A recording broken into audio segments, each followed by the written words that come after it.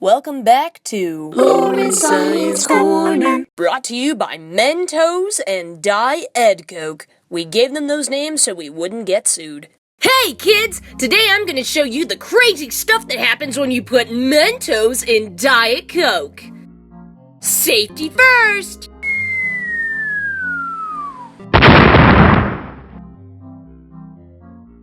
There are things in life that are taught to you by your parents, things taught to you by your teachers, things that are taught to you by your heroes, and even things that are taught by your worst of enemies. But I'm not talking about that stuff today because this is about the things I learned from the neighborhood kids growing up. In particular, two neighborhood kids, these twin brothers who lived down the street from me growing up, Michael and Matthew. Now, these two were already a year older than my sister Mallory, which meant they were 3 years older than me. And when you're like 10 and a couple of 13-year-olds are willing to hang out with you, not only do you feel super cool, but you also more or less gotta go along with whatever it is they tell you to do, since you don't want them to think you're not cool like them. It's like kid commandment number 3. Thou shalt not embarrass yourself in front of the older kids by thinking independently. Or something. Anyway, some of the stuff I remember doing with Matthew and Michael back in the day included playing Capture the Flag, water fights, watching early viral videos on the ancient internet. You'll eat a muffin. You'll eat it and like it!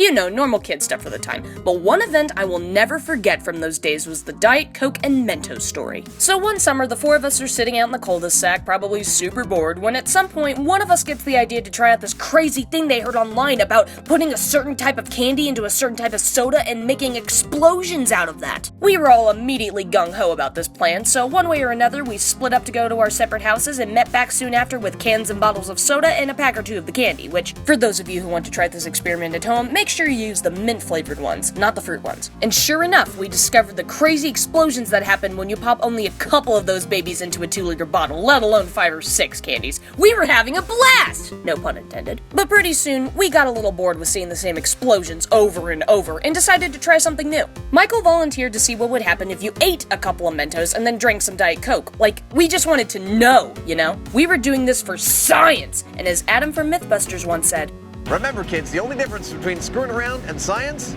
is writing it down. So here, I took the time to jot down everything we did. Now it can forever be known that what went down next was for research purposes, not just to entertain a bunch of kids. I deserve a Nobel Prize in chemistry for this. Anyway, we all soon gathered around in anticipation as Michael quickly downed 4 candies and then chugged a whole bottle of soda.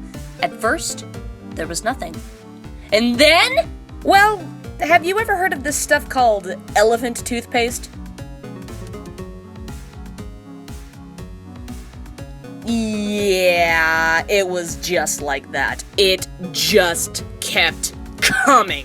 To this day, I have to wonder how Michael felt being the human equivalent of a baking soda volcano. So while all this is going down, Mallory and I are simultaneously having a hissy fit of laughter and low-key worried for Michael's safety. Let me remind you, we didn't have any adults supervising us while this was happening. If Michael had hypothetically passed out from the reaction, we probably wouldn't have known what to do to help him. But wasn't his twin brother Matthew worried for his safety too? I bet he was being super responsible while all this went down, right? Well, Matthew did have a cell phone on him in case he needed to make an emergency call, I guess. Is what I assumed was the reason he had it on him at the time, but no! While Michael's over here acting like a fast food soda fountain, I look over and see Matthew videotaping the whole thing. Not even asking if he's okay, just dead face TMZing it. Part of me was appalled, but then the other part of me at the time thought, Nah, that's smart. We're gonna want to watch this later considering how funny it is. Eventually, Michael stopped puking up fizz, and we soon ran out of soda anyway, so we called it a night, and that was that. Now, I can't attest to this, but if Michael didn't find at least several ways to exact revenge on Matthew for more or less leaving him to die live on camera after that,